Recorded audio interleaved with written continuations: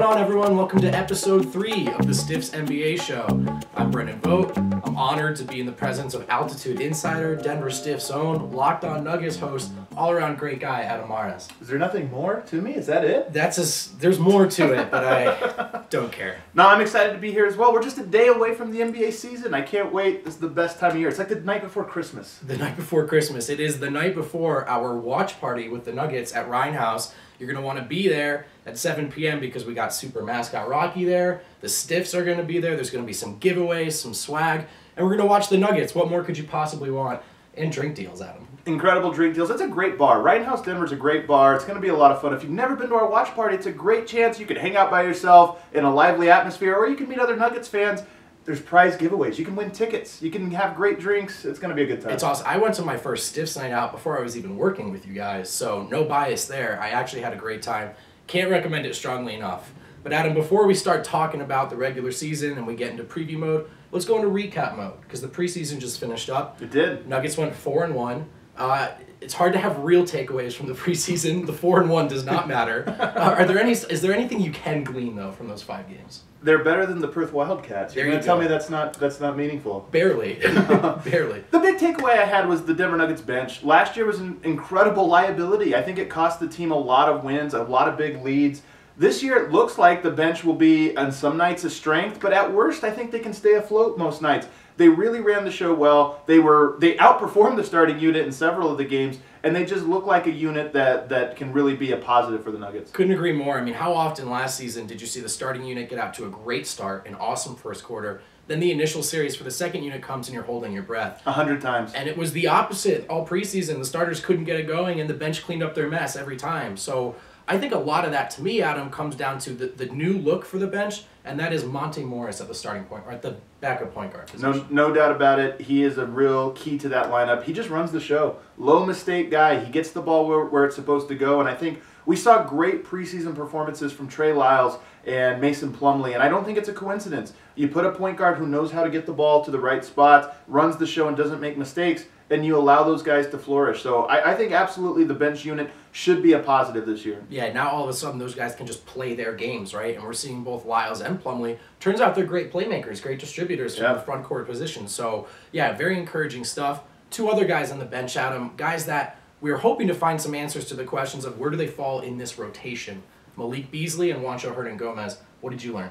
Well, with Malik Beasley, I thought he did a great job. First of all, scoring the basketball. He shot the ball really, really well in several of the games. Right. And then also, for him, I think it's a lot about reducing what he's trying to do. Simplify things on the offensive end. Don't try to be an attacker, playmaker. If you have the open shot, take it, make the easy pass, and then defend your butt off. I thought he did a great job. For the first time in his 3 years with the NBA, I thought he did a very, very good job of simplifying things on the offensive end, and he looks very good doing it. And I'll give credit there to head coach Michael Malone. I think this is one of the things he excels at as a head coach. He identifies roles, and he does a great job of teaching young guys, hey, at the NBA, at the highest level, your role's going to be a little more contained. We see Beasley playing within that role now.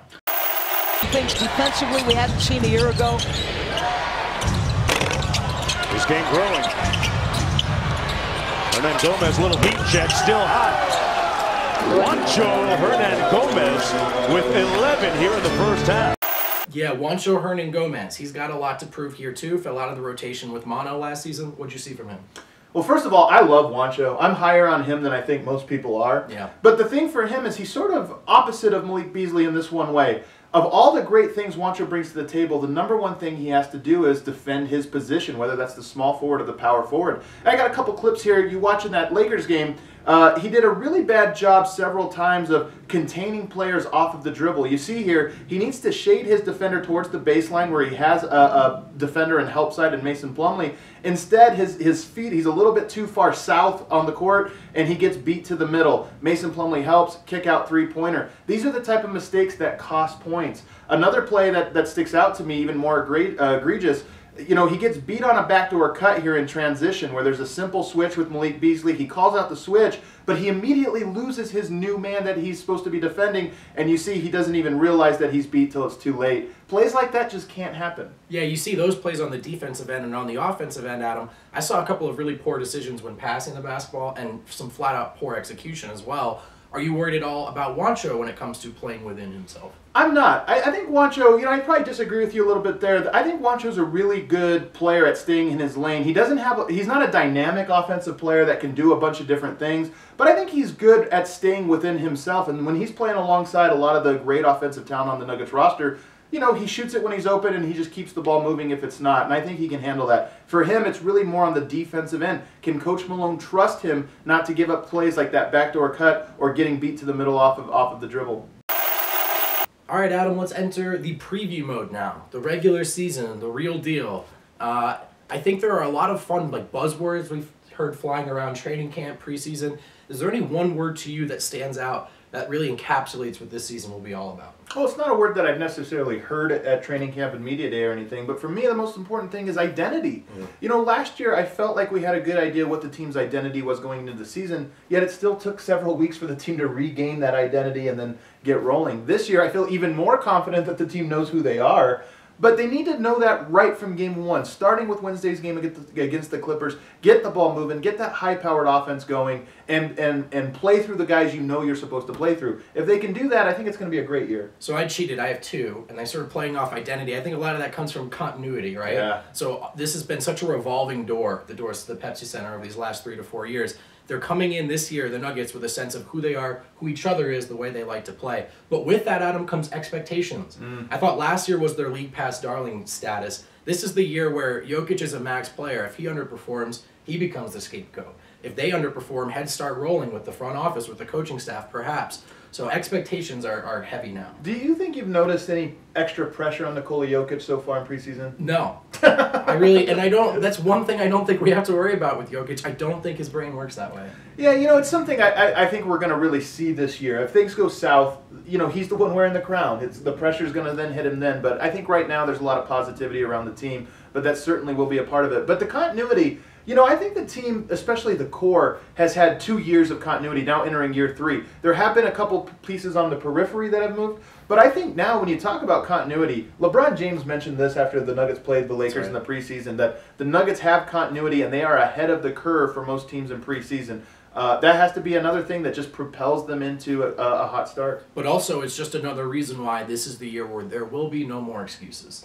And so, yeah, if you fail to hit that and that window closes, it closes fast in this league. Just look at Minnesota; those bright futures evaporate real quick. I don't want to think about it. Yeah, that's true. All right, so let's think about something else then.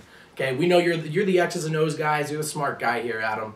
Is there anything different the Nuggets can do lineup-wise this season? Last year, the injuries limited them in terms of going big or small. Are there any fun changes you'd like to see?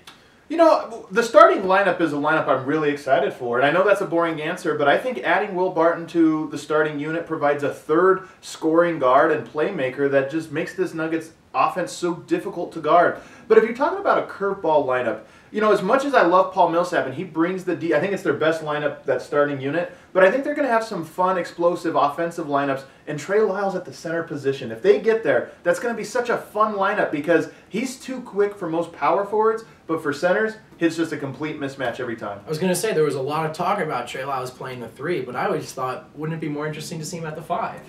Way more interesting. Is it more effective? I have no idea. Right. But it's more interesting. I mean, the small ball is a lot of fun. Trey Lyles is a very, very unique and dynamic player. He's 6'10", and he plays like a wing. So you stick him at center and you try to have some lumbering backup big on him. Barbecue chicken. And barbecue chicken. And he's in great shape. We heard the media day cliches, best shape of his life. A lot of players are, apparently. But Trey actually might be, Adam. He looks really good. He does look really good. And then the passing, too. It's not just the scoring for him. Can he be the lead guy from a scoring but also facilitating role? He did that with the second unit quite a bit in the preseason. That's right. So we got some heavy expectations for Trey Lyles this year. Let me ask you, Adam, are there a couple of guys you're looking at this year that you might think will overperform those expectations, and one that might underperform? Let's start with the over. Yeah, with overperform expectations, that is a really good question. I think Trey Lyles is a guy, again, we've talked about this, but I think he's a guy that's on a lot of people's radar. So I'll go off the cuff here and say Mason Plumlee. He was really good in the preseason. I think giving him a true point guard to run that pick and roll with, I think we'll see some big nights from him. And I wouldn't even be surprised, Nuggets fans are going to hate this, I wouldn't be surprised to see him close some games. Now, it's not going to be an everyday thing. I don't even think it'll be a frequent thing. But he's a good enough player that he can go out there, defend, and just roll to the rim and finish a lot of possessions. And he's looked awesome in this preseason. Remember, he's healthy now. That was a storyline that didn't get a lot of play last year. Plumlee was going to be my pick as well, so I'll go with maybe a boring one. How about Will Barton? I think you and I are high on Will Barton, but are the fans? That's not always entirely clear. This is a very good basketball player. 15, 5, and 4 on 45% from the floor last year. That puts him on an elite list of players who clear all those lines, check all those boxes. And now he's with the starting unit. He's a much better spot-up shooter than Wilson Chandler was, and we know he's not afraid to shoot the ball. Could be a big, big year for Willoughby Buckets, the people's champ. Are you talking about the Will Barton that I just did a 2-part special on Locked On Nuggets? That's great. I heard. Can you tell me a little bit more about that? Sure, absolutely. Yeah. So we did do a 2-part documentary on Will Barton on DenverStiffs.com, part of the Locked On Nuggets podcast.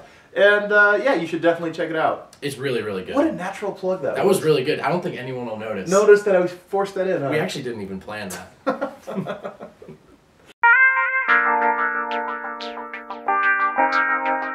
right, the most embarrassing song on your playlist. Go-to guilty pleasure. Adele, Water Under the Bridge. Adele, that's a good one. Adam's a huge Adele fan. Big Oh, really? Yeah, we're big fans. Yeah. Okay, if you're stuck on an island with any of your Nugget teammates, you gotta pick one. You're stuck forever. Who are you taking with you? Probably Mason Plumlee. Mason Plumlee. Why's that? Because he's probably the smartest on the team, so he probably would know how to survive, so I would just follow him. All right, I got 3 Hoops movies for you. I need you to rank them for me 1 through 3. He Got Game, Blue Chips, White Man Can't Jump. He Got Game, White Man Can't Jump, Blue Chips. All right, He Got Game's number 1? Yeah. All right. If you could have any animal as an exotic pet, what animal would you pick? I'm sure everybody said a tiger, right? Yeah. Tiger? Or a monkey. Maybe,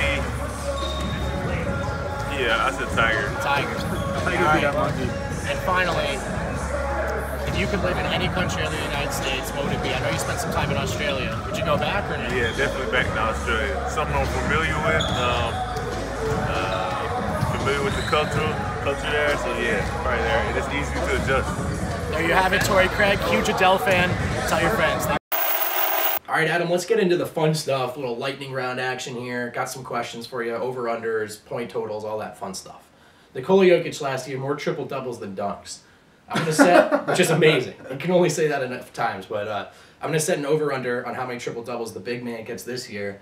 10.5. You taking the over, the under? Ooh, that's such a good line. Thank you. Man, you're a good line maker. Thank you. I'm going to go over for the sake of optimism. I actually think it might be under, but heck, I don't want to say under. Over! He's capable of it. The thing is, the starting unit has a lot of playmakers. There's just so much talent on this roster that I don't know that he's going to be needed to do that. But you know what? An injury here or there, he has to step up playmaking duties. We know he can rally off 5, 6, 7 in a row or in short order. Yeah, I think what makes this question interesting to me is, could Jokic do that? Of course. Jokic will never get a Westbrook triple-double. He's never going to hunt one down. If it comes to him, it does.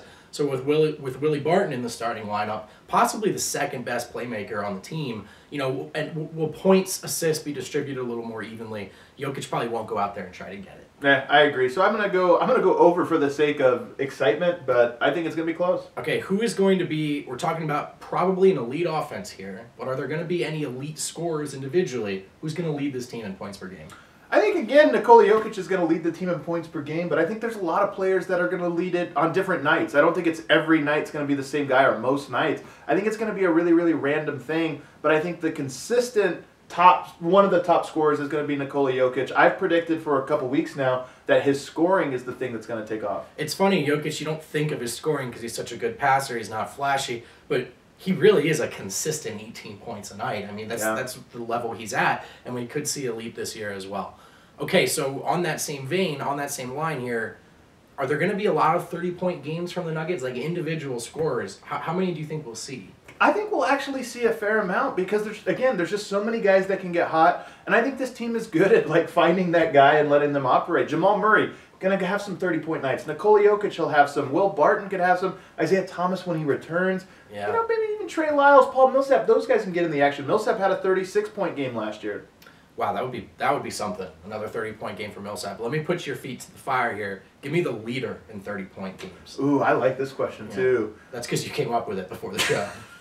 This guy. Good point. Yeah. Good point. Every time he goes, that's a good. It's his idea. Yeah, I have good questions. I think Jamal Murray. He's the guy that I think has the most just sort of like flash in the pan. Yeah. He's going to be a guy that every couple nights he goes off, and we saw it in that first Lakers game when he gets rolling. It just feels like he scores in bunches. I agree.